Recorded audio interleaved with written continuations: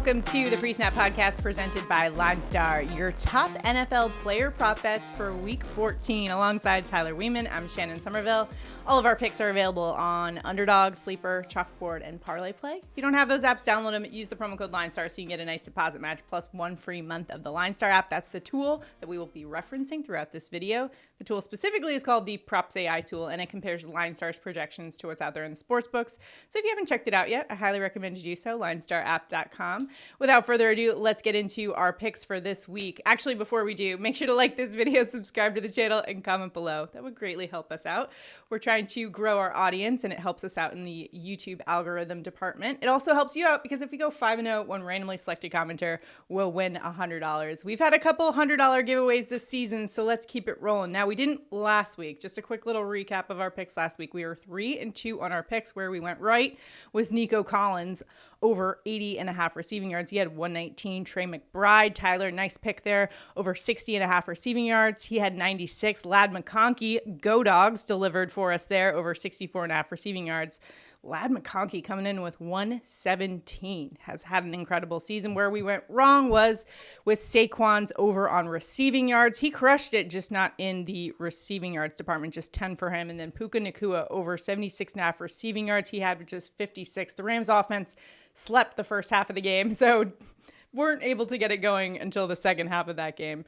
So trying to bounce back this week and go 5-0 on our picks. All right, let's get after it. One of the best games of the weekend. The Vikings actually have a chance to punch their ticket to the playoffs this weekend, but they got to go up against their former quarterback in Kirk Cousins, who's going to be on the other side. That's kind of awkward, right? Seeing the old team, it's going to be in Minnesota, and Kirk Cousins, I kind of like the over on his passing yards. 242.5 is what the line is right now. LineStar's projection is all the way at 278, so this is some considerable edge here.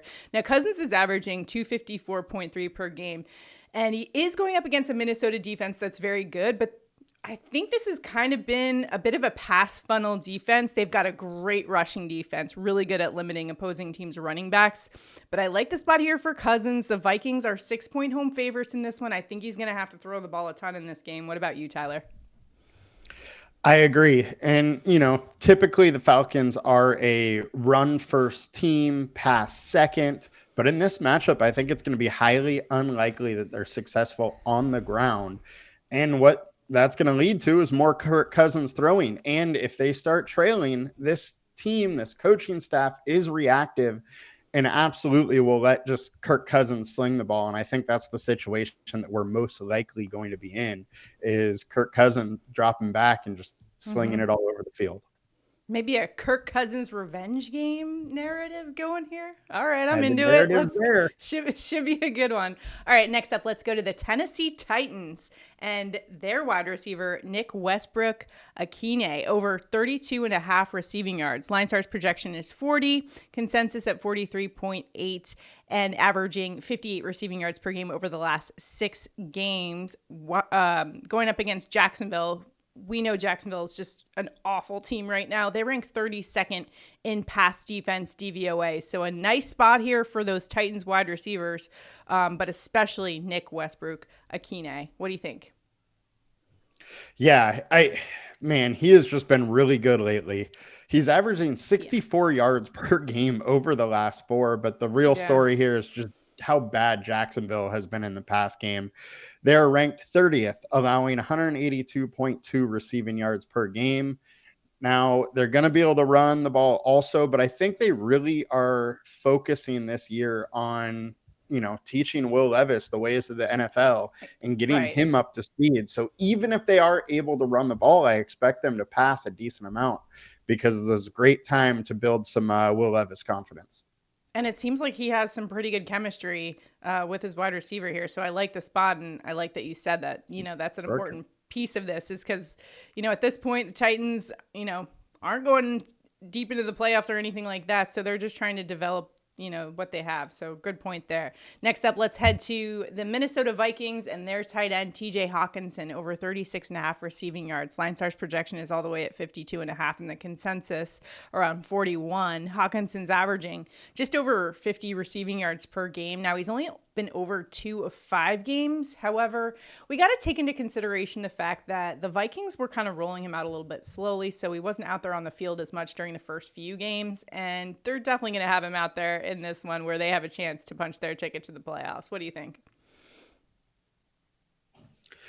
Yeah, I think they're going to need him. They're going to want him for the playoffs. They got to get him fully engaged in this offense, and this 1 week on, 1 week off type thing just can't continue to happen. But the thing is that tight ends have been effective against Atlanta when they get volume.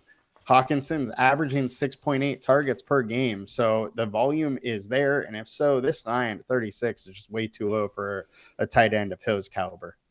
Yeah, absolutely. So hopefully, you know what? It's kind of funny that you say the week on, week off, because I have been so off on my tight ends for my personal fantasy football team. I have both Sam Laporta and TJ Hockenson, and I've been playing them both on the wrong weeks. It's been awful, but I digress. Those are our top 3 picks that we have come to a consensus on using that PropsAI tool on the LineStar app. But now it is time for Tyler and I to give our best picks for week 14. So Tyler, what player prop bet are you rolling with? I'm going to go with Bijan Robinson over 28.5 receiving yards. Our LineStar projections 36, consensus 32.6.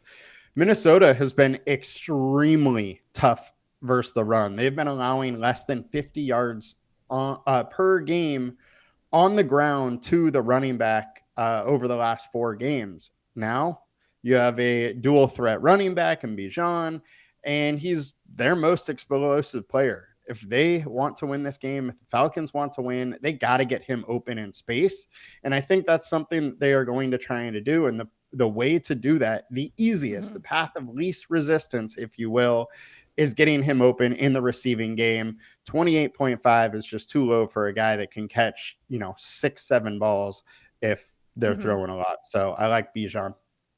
And I like the fact that we're kind of stacking a little bit here with the Kirk Cousin picks, and you compare that with Bijan. So something to consider if you're putting an entry together, say if you're playing on somewhere like Underdog or Prize Picks or any of those places, stacking is your friend in those situations. All right, for my picks, Tyler, it is SEC Championship week. The Georgia Bulldogs going up against the Texas Longhorns, and I can't pick Ladd McConkey because he's looking like he might be out this week. So we're going to go with the next best Georgia Bulldog. Actually, he's probably the best Georgia Bulldog we've got in the NFL right now. Brock Bowers, how about it? The tight end for the Raiders having himself a rookie season. We're going to go over 66.5 receiving yards. It is 69.5 on Underdog, and I still kind of like it, but the consensus projection's around 75.6. Bowers is averaging 73.7 receiving yards per game. Just think about that for a second. This is a rookie tight end that's putting up those kinds of numbers. Incredible. He's been over 6 of 12 games this season. And this week he's going up against the Tampa Bay Bucks, who are 31st in pass defense DVOA versus opposing teams' tight ends. In fact, 3 of the last 5 opposing tight ends that they've faced have absolutely crushed this 66.5 number. Tommy Tremble for the Panthers put up 77. Kelsey had 100. Kyle Pitts had 91. We're talking about Brock Bowers, a guy that's so incredibly versatile. They can line him up anywhere. And the yards after catch this guy gets, he just bulldozes over defenders. Love the position that he's in once again this week. And Tyler, I might be a little biased as a Georgia Bulldogs fan, but I think he could make a case for Offensive Rookie of the Year. How about you? You're very biased. And for those playing the drinking game, you can drink a lot on the show today. But Bauer has been absolutely insane. I mean, you can make a case for him being the best tight end in football already. So, yeah. I mean, anytime you're picking Bowers, I'm on board. Right. Well, Gronkowski even had some high praise for him and said he could even be better than he was as a pass-catching tight end. So that's some high praise. One that Brock Bowers heard and was super excited about it, but I think he gets it done this week in the receiving yards department.